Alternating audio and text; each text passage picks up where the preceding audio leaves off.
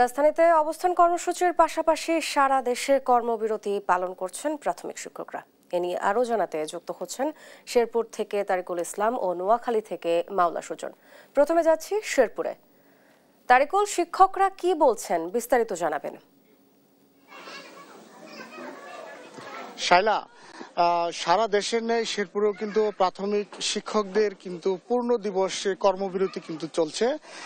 আমি এই মুহূর্তে রয়েছি শেরপুর জেলার শ্রীপুরদী উপজেলার একটি প্রত্যন্ত প্রাইমারি বিদ্যালয়ে। আমরা এখানে এসে কিন্তু সেই কর্মবিরতির চিত্রই কিন্তু আমরা লক্ষ্য করেছি। এখানে এসে আমরা যেটা দেখতে পেলাম, শিক্ষার্থীরা কিন্তু ক্লাসে আছে, কিন্তু শিক্ষকরা তাদের টেক কেয়ার করলেও কিন্তু তারা কিন্তু ক্লাসে প্রবেশ করছে না এবং ক্লাস নেওয়া হচ্ছে না, ক্লাস কিন্তু বন্ধ রয়েছে।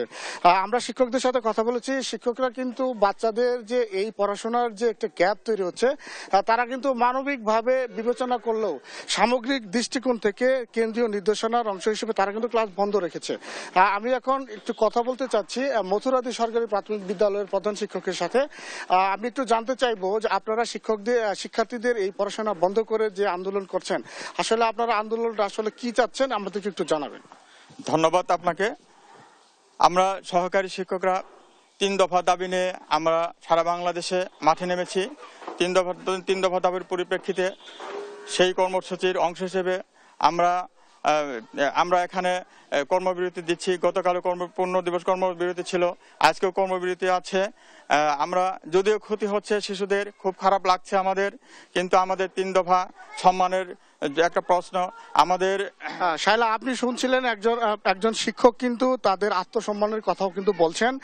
কারণ হচ্ছে এই দাবির সাথে তারা কিন্তু দীর্ঘদিন ধরে সম্পৃক্ত এবং সরকারের কাছে কিন্তু এই দাবিটা তারা দীর্ঘদিন যাবৎ করছেন, কিন্তু সরকার এই দাবি মেনে না নেওয়ায় কিন্তু তারা কিন্তু এই ধরনের কর্মসূচিতে যাইতে কিন্তু তারা বাধ্য হয়েছেন।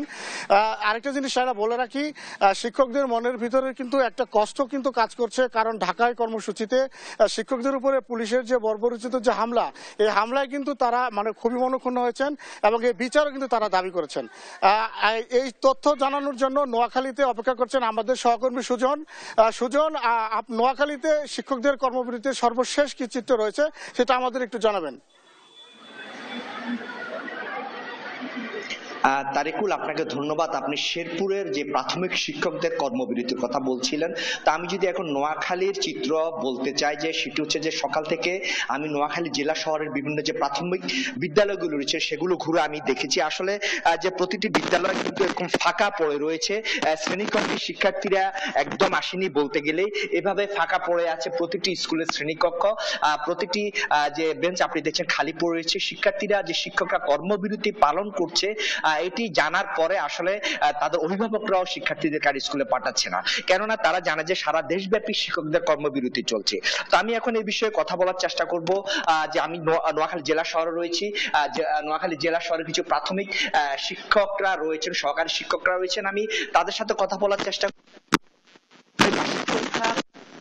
যে আপনাদের আন্দোলন কিন্তু একীভূত হয়ে গিয়েছে। আসলে কি কি দাবিতে আন্দোলন করছেন এবং আপনাদের সরকার প্রতি কি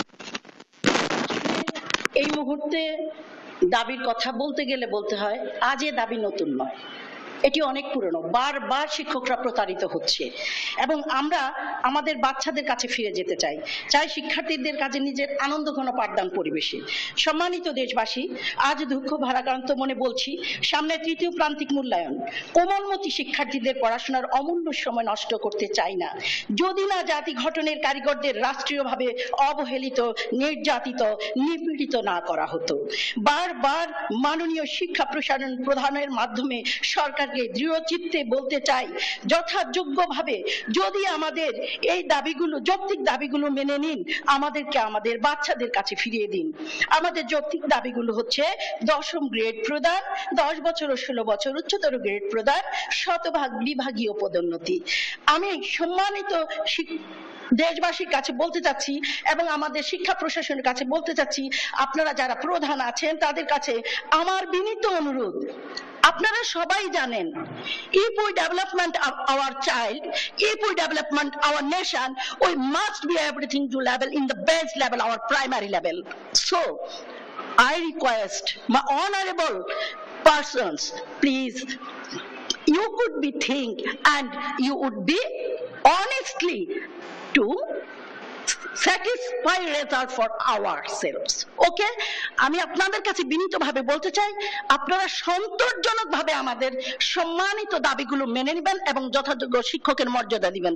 কারণ আজ হতে জানি চির উন্নতশীল শিক্ষাগুরুর শির। আমি জানি আপনারা কেউ এ কথাটা ভুলে যান নাই। আপনারা আমাদের সবার, আমরা আপনাদেরকে সম্মান করি, আপনারা আমাদের সম্মানের সাথে দাবিগুলো মেনে নিন। ধন্যবাদ। আসলে তিনি দাবির সপক্ষে যে সহকারী শিক্ষকরা রয়েছেন তাদের দাবি সপক্ষে বিভিন্ন যুক্তি তুলে ধরেছেন। একই সাথে তিনি জানিয়েছেন যে তারা যে প্রাইমারি সহকারী শিক্ষকরা রয়েছে তারা অবহেলিত যে তারা একটি যে সম্মানজনক স্থানে তারা আসতে চান। শায়লা, নোয়াখালী থেকে এ হচ্ছে প্রাথমিক শিক্ষকদের কর্মবিরতি নিয়ে আমার কাছে সর্বশেষ।